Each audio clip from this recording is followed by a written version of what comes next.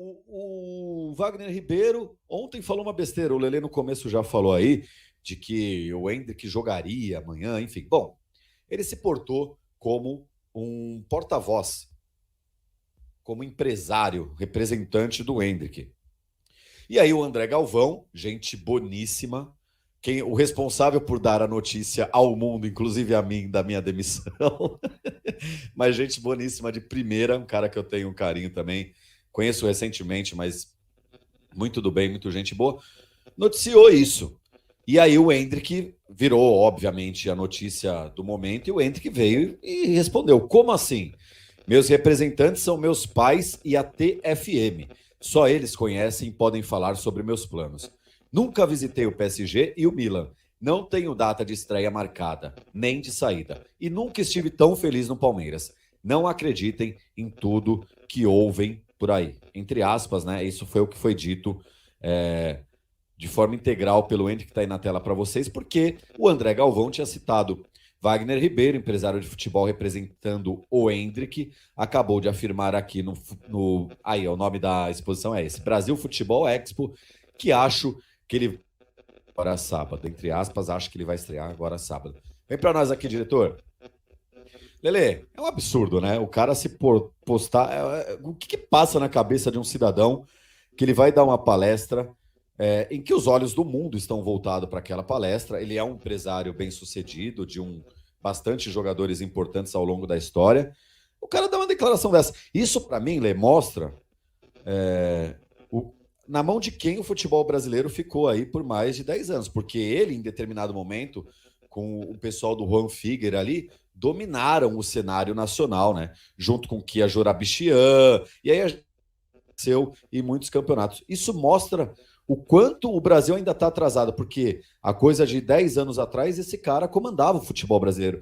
É um cara que vem e se coloca como representante, fala em nome de um jogador, de uma promessa, um menino, um moleque. O Endrick tem 16, moleque no bom sentido, de pouca idade, 16 anos, ele fala em nome de um menino de 16 anos. Isso é um absurdo, Lê. Tem um filme do Wagner Moura, acho que é do Wagner Moura, que ele se passa por um piloto de avião e que não sei o que ele vira famoso e depois só no final... O cara chama Marcelo não sei das quantas. Eu já tive a oportunidade de entrevistar ele, cara. É história real, né? História real de um cara que se passa por uma pessoa que ele não é e consegue várias coisas e tal.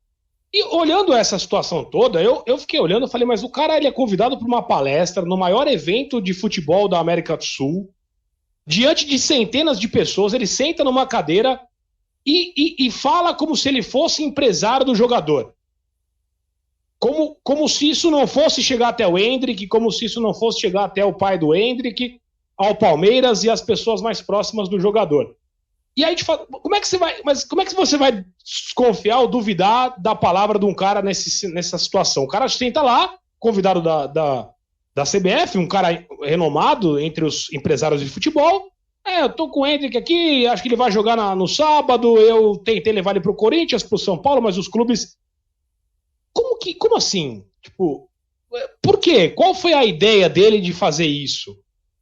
Eu sinceramente, até agora não consegui entender qual a razão. Porque o cara falando isso, você acredita que ele é empresário do Endrick, você não concorda? Claro, o cara está sentado no evento... E é um cara de renome. Mas aí, já entrando nessa do André Galvão, aí eu não concordo, Lelê, porque aí ele tinha que ter apurado se realmente ele é. Na hora você acredita, mas aí, sei lá, pergunta pra alguém, cara, tipo, pô, mas ele que é o empresário do Endrick, não sei o quê, antes de soltar. Se ele colocasse, Wagner Ribeiro disse, sei lá, 2 pontos, abre aspas, ok, mas ele coloca na nota, esse é o erro do André Galvão, ele coloca na nota que ele é representante do... Quer ver? Volta aí, deixa eu ver de novo, diretor, por favor, desculpa.